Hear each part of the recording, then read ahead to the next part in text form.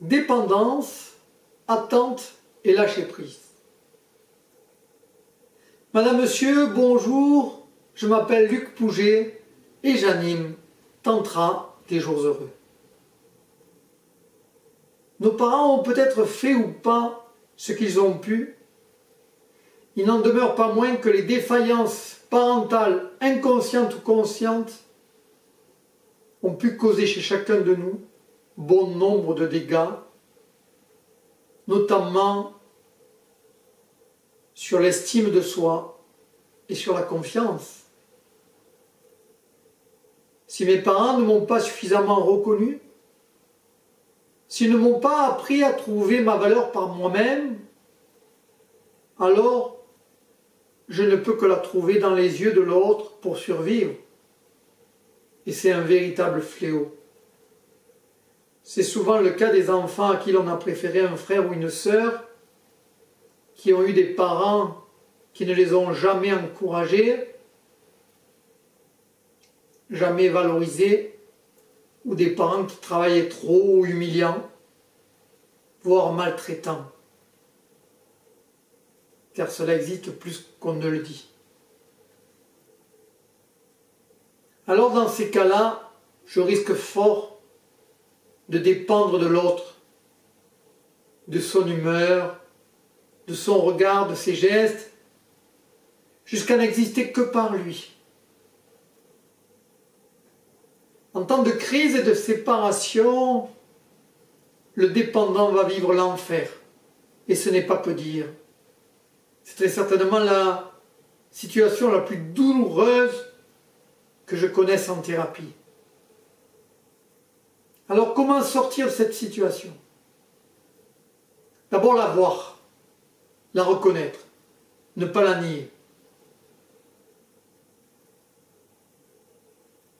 Ce qui déjà n'est pas acquis, parce qu'on peut avoir une facile tendance à nier la dépendance.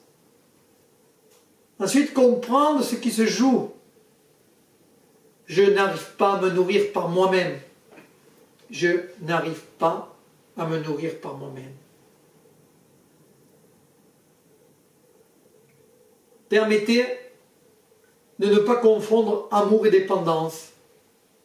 Car dans la dépendance, je n'aime pas l'autre.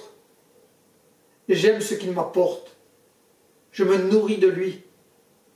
Je peux même ne pas l'entendre ou le voir. Je peux même le voir à aucun moment de la relation. Et il est très symptomatique que le conjoint du dépendant lui reproche de ne pas entendre. Ensuite, comprendre ce qui se passe derrière est essentiel. Comme mes parents ne m'ont pas appris à me nourrir, comme j'ai été ou me suis saboté,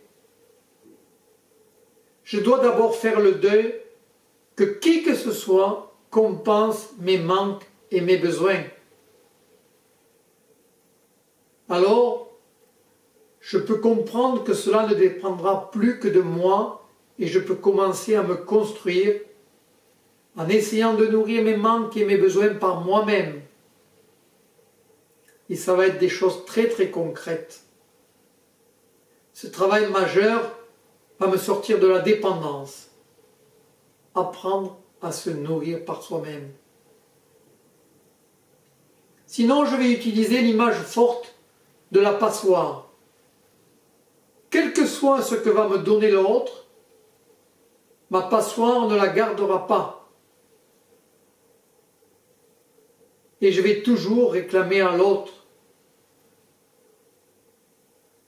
Mon travail de réparation, de construction, va consister à boucher, jour après jour, les trous de ma passoire. Ce travail va me conduire à réduire mes attentes par rapport à mon partenaire, et par cela même, alléger les dettes de la relation. Car c'est tout le problème. Quand une attente n'est pas satisfaite, n'est pas nourrie, l'autre va inconsciemment la faire payer au conjoint. Et quelquefois même avec un délai de réaction très long. Réduire ses attentes, lâcher prise, va changer beaucoup de choses dans la relation. Et si vous avez de nombreuses attentes par rapport à l'autre, c'est une raison supplémentaire pour les travailler.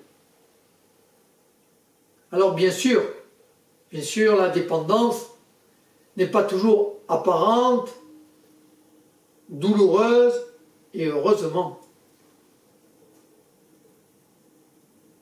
Car lorsqu'il n'y a pas de crise, il peut y avoir une belle fusion et harmonie dans le couple.